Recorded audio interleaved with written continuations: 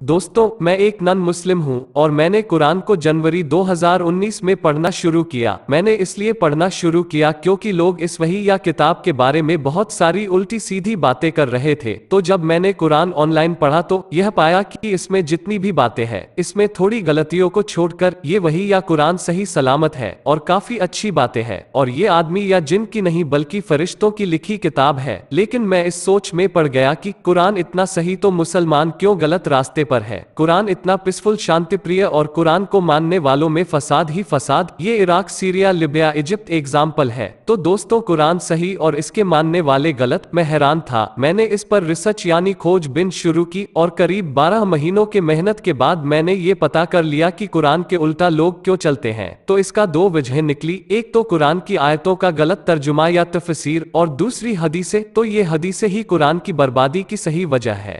दोस्तों, मौलवी लोग कुरान नहीं समझते हैं बल्कि हदीस का ज्ञान बांटते हैं। कुरान को हदीसों ने सत्यानाश और चौपट कर दिया है। मौलवी लोग हदीस समझाते हैं और नाम कुरान का लेते हैं। हदीसें जिसमें लगभग 60% सच और बाकी झूठ है, उसे समझाते हैं। ताज्जुब की बात तो यह है कि जो गलत हदीसें है वही ज्यादा फेमस है। तो दोस्तों, घबराने की जरूरत नहीं है। मैं आप लोगों को एक या दो नहीं, पूरे 10 आलिमों के नाम की लिस्ट देने वाला हूँ जो आपको कुरान के सही इल्म या ज्ञान पाने में मददगार साबित होंगे। लिस्ट मिलने पर चाहे आप मुझे मत फॉलो करें, पर इन 10 लोगों को बदल बदल कर जरूर फॉलो कीजिए। यानी इनमें से किसी एक को फॉलो मत कीजिए बल्कि अदला बदल कर दूसरों को भी सुनिए और फॉलो कीजिए। क्योंकि कोई भी आलिम परफेक्ट नहीं है, कोई भी 100% नहीं है। किसी को कुरान की कोई आयत अच्छे से समझ में आती है तो कोई दूसरी आयत अच्छे से समझाता है। कोई आलिम किसी एक आयत का माहिर है तो कोई दूसरे आयत का माहिर है। इस तरह जब आप लोग तरह तरह के अलग अलग विचारों, ख्यालों को सुनेंगे तो आपका भी माइंड एक्टिव और सोचने के लिए मजबूर होगा और आप एक सही निर्णय या नतीजे पर खुद ब खुद पहुंच जाएंगे। ये अच्छा होगा कि आप अपने कुछ आलिमों के नाम कमेंट बॉक्स में लिख दीजिए, जिससे किसी आलिम के छूटने का कोई चांस न रहे और आपके आलिम का मेरे लिस्ट में न होने का गम न हो। शुक्रिया, धन्यवाद।